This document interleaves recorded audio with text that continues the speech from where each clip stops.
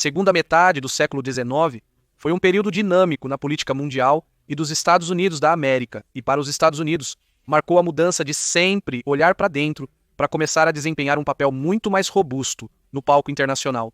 E isso definiria o palco para o papel que os Estados Unidos da América desempenharam nos eventos monumentais do século XX. E uma pessoa desempenhou um papel desproporcional no desenvolvimento desse novo caráter. Em sua carreira de 50 anos de serviço público, ele talvez tenha definido o caráter nacional mais do que qualquer único presidente dos Estados Unidos da América, e você provavelmente nunca ouviu falar o nome dele. John Hay foi o secretário pessoal de Abraham Lincoln. Ele era um poeta, ele era um diplomata. Ele foi o elo que uniu as administrações dos Estados Unidos da América da Guerra Civil ao século XX. E ele é possivelmente a pessoa mais importante de quem você nunca ouviu falar. E sua história merece ser lembrada. John Milton Hay nasceu em Salem, Indiana, em 1838. Quando ele tinha 3 anos, sua família se mudou para Warsaw, Illinois. Em 1849, ele foi morar com seu tio Milton Hay em Pittsfield para frequentar uma escola melhor. Milton era amigo de um colega advogado de Illinois, Abraham Lincoln, e havia feito parte de seu treinamento jurídico na firma de Lincoln. Hay frequentou a Universidade Brown, onde se tornou um excelente estudante e escritor. Quando se formou com um mestrado em artes em 1858, foi nomeado poeta da turma. John retornou para Illinois para trabalhar como escrivão na firma de advocacia de seu tio em Springfield, localizada perto da própria firma de Lincoln. O jovem John Hay não estava interessado em política, mas depois que Lincoln se tornou o candidato, tornou-se um fervoroso apoiador. Hay havia se tornado amigo de John Nicolay anos antes, que trabalhava como secretário de campanha de Lincoln. Quando Nicolay descobriu que não conseguia fazer todo o trabalho, ele recrutou Hay, que trabalhou em tempo integral para a campanha de Lincoln por 6 meses. Quando Lincoln foi eleito, Nicolay o incentivou a manter os serviços de Hay, e ambos seguiram Lincoln para Washington como seus secretários.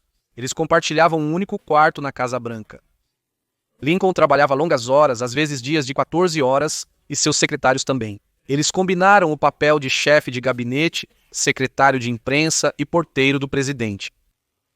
Os candidatos a cargos invadiram a Casa Branca, tanto que Hay uma vez comentou: "O número de pessoas nos Estados Unidos que acham impossível ganhar a vida honestamente deve ser assustador."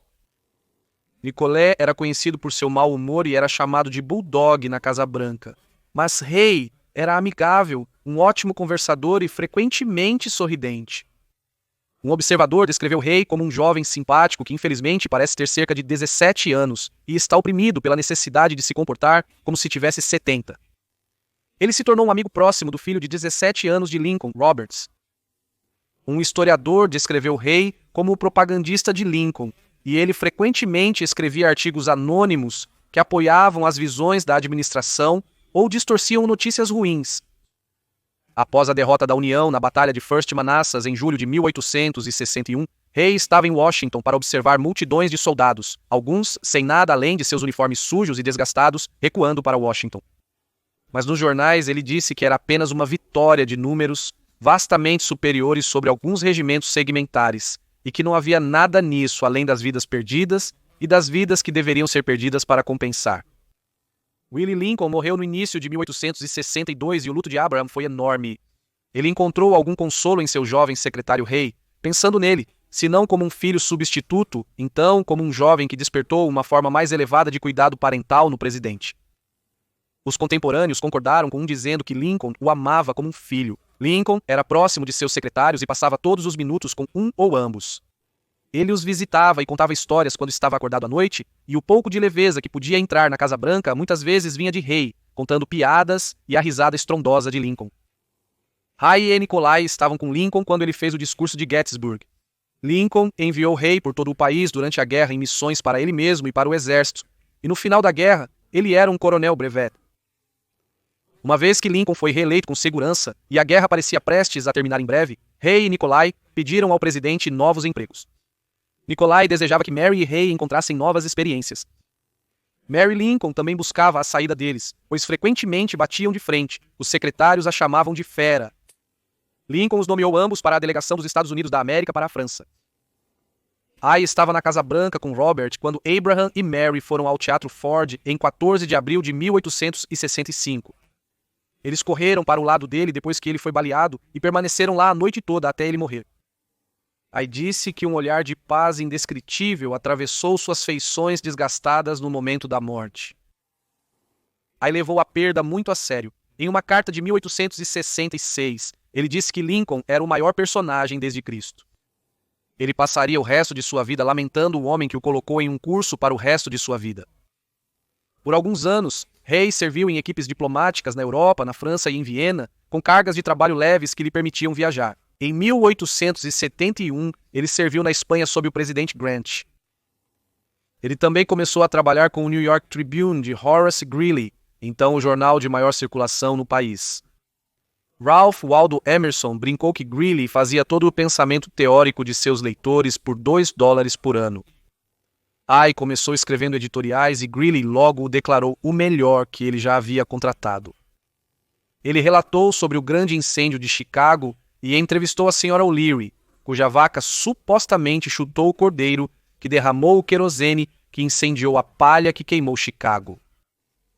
Simultaneamente, ele estava ganhando fama como poeta e foi publicado 11 vezes em 1871. Ele se tornou famoso como um realista literário, escrevendo poesia pé no chão quando imitou o peculiar dialeto de sua casa de infância em Pike County, Illinois.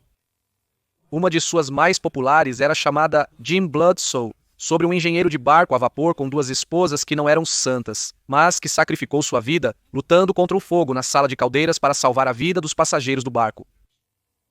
Ele não era santo, mas no julgamento eu arriscaria minha chance com Jim, ao lado de algum cavalheiro piedoso que não teria apertado as mãos com ele.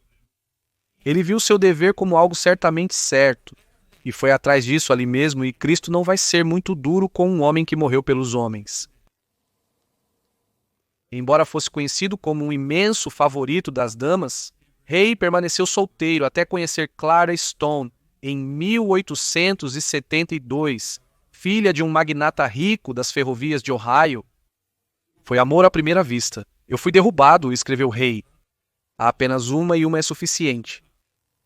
Seu pai, Amasa Stone, começou como engenheiro ferroviário e acumulou uma fortuna, tornando-se eventualmente membro do conselho da Western Union e da Standard Oil. Hay a pediu em casamento em 1873 e eles se casaram em fevereiro de 1874. Graças a Amasa, Hay se tornou um homem rico administrando os investimentos de seu sogro, que eram tão seguros que não requeriam cuidados. Amasa construiu uma casa luxuosa, e Hay logo valia $3 milhões, mais de $60 milhões em valores de 2020. O casal teve 4 filhos, 2 meninos e 2 meninas. As meninas o lembravam como um pai de coração terno que as mimava vergonhosamente. Quando Amasa cometeu suicídio após um acidente de trem e a culpa foi atribuída à sua empresa, Hay ficou ainda mais rico. Ajudar a administrar as empresas fez com que Hay se tornasse antitrabalhista, e Amasa estava na Europa, onde Hay lidou com a Grande Greve de 1877. Ele estava frustrado com as classes mais baixas e escreveu que o país estava à mercê da multidão. Ele escreveu seu único romance em resposta, Os Provedores de Pão, no qual ele criticou duramente o trabalho organizado. Talvez sabiamente ele escolheu publicá-lo anonimamente. Ele retornou à política em 1879, quando o presidente Hayes o nomeou secretário assistente de Estado. Ele apoiou James Garfield na eleição de 1880 e aconselhou o presidente e amigo sobre nomeações após a eleição, mas não se juntou à administração. Ele lamentou por um segundo presidente quando Garfield foi baleado e morreu em 1881. Sua família passava vários meses de cada ano na Europa e construiu 2 novas casas, uma enorme mansão em Washington e uma casa de campo mais modesta em New Hampshire, que ele chamou de Fells. Em Washington, eles se juntaram ao historiador Henry Adams, neto do presidente John Quincy Adams. A esposa de Adams, Clover, e o famoso geólogo Clarence King formaram um clube unido que eles chamaram de 5 de Copas. Infelizmente, Clover cometeu suicídio em 1885. Foi durante esse tempo que ele e John Nicolay começaram a escrever a obra de 10 volumes, Abraham Lincoln, uma história, usando os documentos que Robert Lincoln possuía. Seu principal objetivo era revelar o verdadeiro Lincoln, já que antigos conhecidos como o parceiro de advocacia de Lincoln, William Herndon, estavam ganhando a vida vendendo suas próprias versões, e a reputação de Lincoln ainda estava em jogo. Os dois secretários escreveram mais de 1.200.000 palavras sobre o ex-presidente ao longo dos próximos 15 anos. Começou a ser publicado em 1890, inicialmente um capítulo de cada vez, em forma de série na revista Century, mas eventualmente como uma obra de 10 volumes. Eles foram acusados de nortenismo agressivo, mas isso aconteceu em um momento em que os apologistas do Sul estavam se envolvendo no que Hay e Nicolay acreditavam ser uma revisão da história. O trabalho se tornaria a base da imagem de Lincoln que conhecemos hoje, o grande orador, a figura paterna sábia e o mestre de uma equipe de rivais. Hay foi um dos primeiros apoiadores de William McKinley, primeiro presidente da Câmara em 1889 e depois seu indicado para presidente em 1896. Hay foi um dos primeiros a enviar dinheiro quando McKinley quase faliu no pânico de 1893, e Hay ajudou a conduzir a campanha de nomeação já em 1894. Ele admirava McKinley, a quem ele chamava de muito parecido com Lincoln em muitos aspectos. Hay deu tanto para a campanha de McKinley que Henry Adams mais tarde se perguntou: eu daria 6 centavos para saber quanto Hay pagou por McKinley. A política deve ter custado. Pelos seus serviços, McKinley nomeou Hay ministro para a Inglaterra.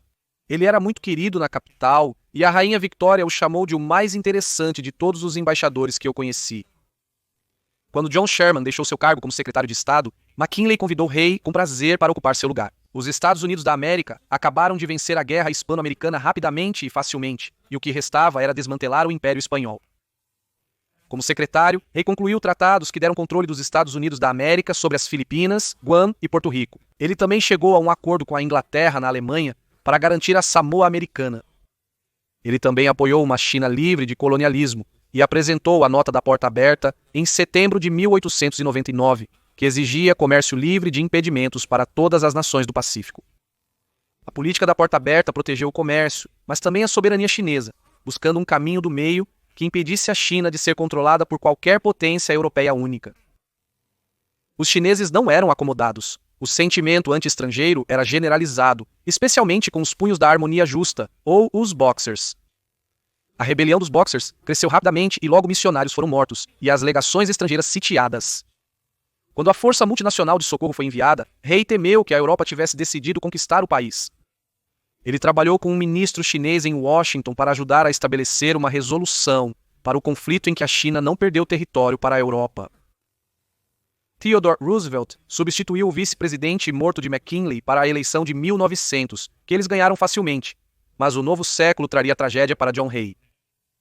Primeiro, em 1901, seu filho mais velho Albert caiu acidentalmente de uma janela do 6º andar em Connecticut e morreu. Isso atingiu Hay fortemente, que desabou quando chegou a New Haven, simplesmente sobrecarregado. Aí estava nas colinas em setembro, quando soube que McKinley havia sido baleado na Feira Mundial de Chicago. Os médicos pensaram que haviam salvado o presidente com a cirurgia, então ele foi para Washington para gerenciar o governo. A condição de McKinley rapidamente se tornou grave. Nas primeiras horas de 14 de setembro, Hay estava sozinho em Washington, chorando enquanto aguardava a notícia inevitável. Foi Hay quem telegrafou a notícia da morte do presidente para o vice-presidente Roosevelt, que estava viajando no meio da noite fora dos Adirondacks. Hay visitou John Nicolay em seu leito de morte apenas alguns dias depois, e saiu dessa reunião tomado de luto. Em dezembro, Clarence King morreu, deixando apenas 3 no Five of Hearts. Que destino estranho e trágico tem sido o meu, ele disse, de estar ao lado do caixão de 3 dos meus amigos mais queridos, Lincoln, Garfield e McKinley, 3 dos homens mais gentis, todos elevados à chefia de Estado e todos mortos por assassinos. Roosevelt insistiu que o gabinete de McKinley permanecesse, especialmente o venerado Hay, e assim ele fez.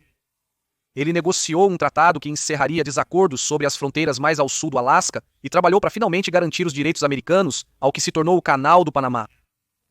Por anos, o direito preferido havia sido através da Nicarágua, mas Roosevelt voltou seus olhos para o Panamá, então parte da Colômbia. Primeiro, as negociações com os britânicos falharam. Então, quando Hay negociou com a Colômbia, o Congresso estrangeiro o rejeitou. Hay e Roosevelt decidiram que já haviam sido bonzinhos por tempo suficiente. Aí previu uma insurreição no Istmo do Panamá contra o regime de loucura e corrupção de Bogotá, uma previsão que se tornou realidade com a ajuda de um agente panamenho em Washington e a presença ameaçadora de navios dos Estados Unidos da América na costa panamenha. A América tinha seu canal. Aí nunca superou sua tristeza pela perda de seu filho. 3 anos após sua morte, ele escreveu: "A morte de nosso filho fez minha esposa e eu envelhecermos de uma vez e para o resto de nossas vidas." Roosevelt insistiu para que Hay permanecesse para um segundo mandato, mas o doente Hay foi para a Europa de licença na esperança de restaurar sua saúde. Ele foi com sua esposa e Henry Adams e visitou banhos medicinais. Um pouco de seu humor permaneceu enquanto ele escrevia para um amigo que não havia nada de errado com ele, exceto a velhice, o Senado e 1 ou 2 outras doenças mortais. Ele visitou Washington mais uma vez em junho antes de partir para os Fells, onde morreu no 1º de julho. John Hay seria considerado importante. Ele mereceria ser lembrado apenas pelo papel que desempenhou na compreensão histórica da humanidade de Abraham Lincoln. Um historiador disse que os americanos hoje entendem Lincoln da maneira que Nicolai e Hay esperavam que eles entendessem. Mas é difícil exagerar o papel que ele desempenhou na política externa dos Estados Unidos da América. Suas ações nem sempre foram sem controvérsias, mas ele trouxe mais de 50 tratados em um dos momentos mais importantes da história diplomática dos Estados Unidos da América. Ele desempenhou um papel desproporcional no desenvolvimento da política dos Estados Unidos da América em relação à Ásia e no redesenvolvimento de nossa relação especial com o Reino Unido. E esses seriam fatores determinantes no papel que os Estados Unidos da América desempenhariam nos eventos decisivos do século XX, e ainda assim seu nome é quase esquecido. Ele uma vez disse que quando morresse não seria muito sentido, exceto por sua esposa. Ele morreu com apenas 66 anos de idade e ainda assim sobreviveu a tantos de seus amigos, e em sua carreira de 50 anos no serviço público, ele impactou tanto presidentes quanto políticas. Com as grandes personalidades de Abraham Lincoln e Theodore Roosevelt, John Hay foi uma flecha que atravessou ambos. Espero que você tenha gostado deste episódio de O Cara da História, pequenos trechos de história esquecida entre 10 e 15 minutos de duração. E se você gostou, por favor, vá em frente e clique no botão de curtir. Se você tem alguma pergunta, comentário ou sugestão para futuros episódios, por favor, escreva-os na seção de comentários. Terei prazer em responder pessoalmente. Certifique-se de seguir O Cara da História no Facebook, Instagram, Twitter e confira nossos produtos em teespring.com. E se você quiser mais episódios sobre história esquecida, tudo o que você precisa fazer é se inscrever.